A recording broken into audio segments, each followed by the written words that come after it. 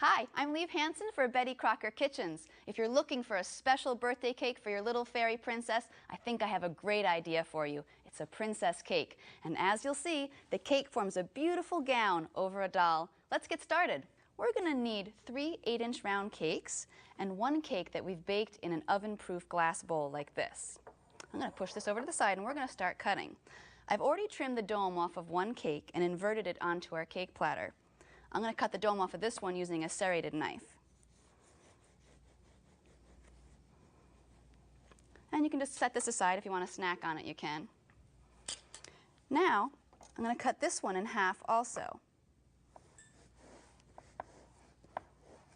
Rotate the cake as you go instead of cutting straight through. One tip is to chill your cakes in the freezer for about 45 minutes before you cut them. This will reduce the crumbs. What I'm going to do now is I'm going to cut a small circle in the center of each cake. This way we can insert the doll in later. You can either use a small serrated knife, but you can also use little decorative pastry cutters. Cut it right in the middle.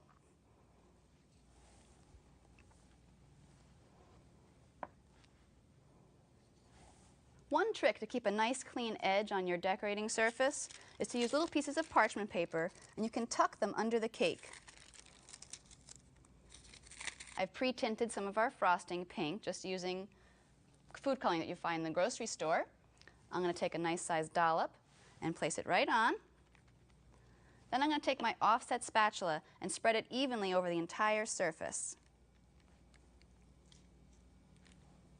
Then we take another cake and invert it right on top. Try to keep them as centered as possible.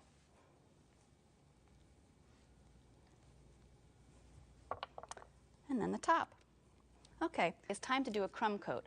A crumb coat is basically just a thin layer of frosting that covers the entire cake, and it seals in the crumbs so that your final coat looks nice and clean. It looks like this one's completely covered, so I'm going to go ahead and show you a nice trick. You can actually keep spreading the frosting over with your offset spatula, but a nice way to get it really smooth is just use a piece of paper. Cup the paper like this, curve it to the side of the cake, and pull straight up, and you get a nice smooth edge. Continue around the entire cake.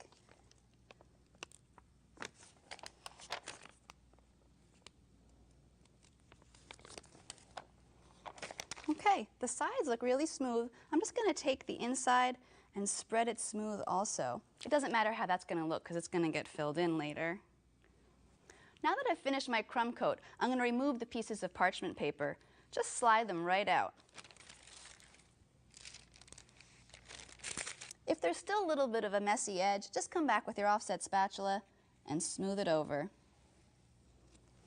Now that our crumb coat is done, I'm going to put it in the freezer for about 45 minutes to set up before we finish frosting it. I have one already set, so let me go get it.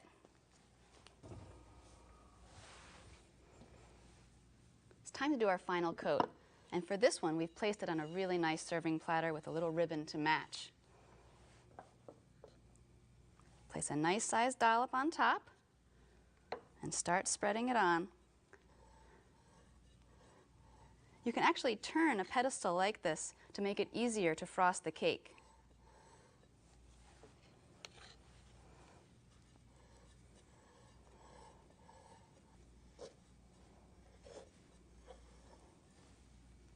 Okay, it's all covered. Now you have a few choices. You can go ahead and make it smooth again with that same technique we did with the crumb coat and the paper, or you can give it a little texture. You can do lines up and down. I think I'm going to give it some little swirls. Just take your spatula, press it into the frosting and spin it and lift up.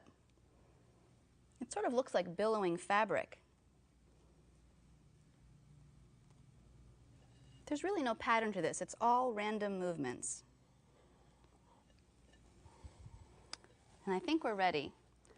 Now that we're done frosting the cake, it's time to insert the doll. We've taken a fashion doll and we've just basically wrapped it with some plastic wrap. This will protect the clothing so that it doesn't get any frosting on it. I have one ready and we're just going to stick her right in there.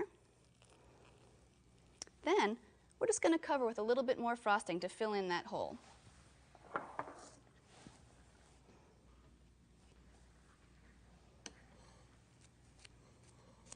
If your fashion doll has long hair, you might consider wrapping it in plastic wrap also so it doesn't get frosting on it.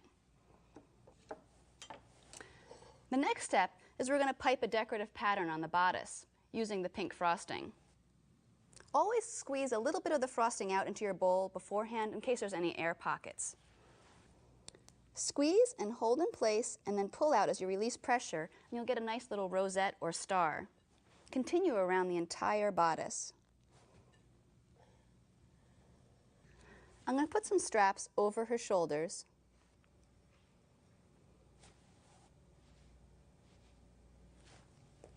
Now we can add some candy highlights.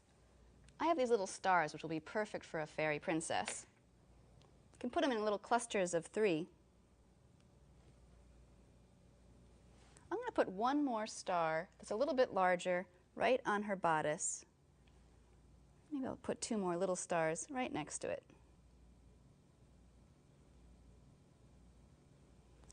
And now for the crowning touch, you can make a wand and a hat for your fairy princess.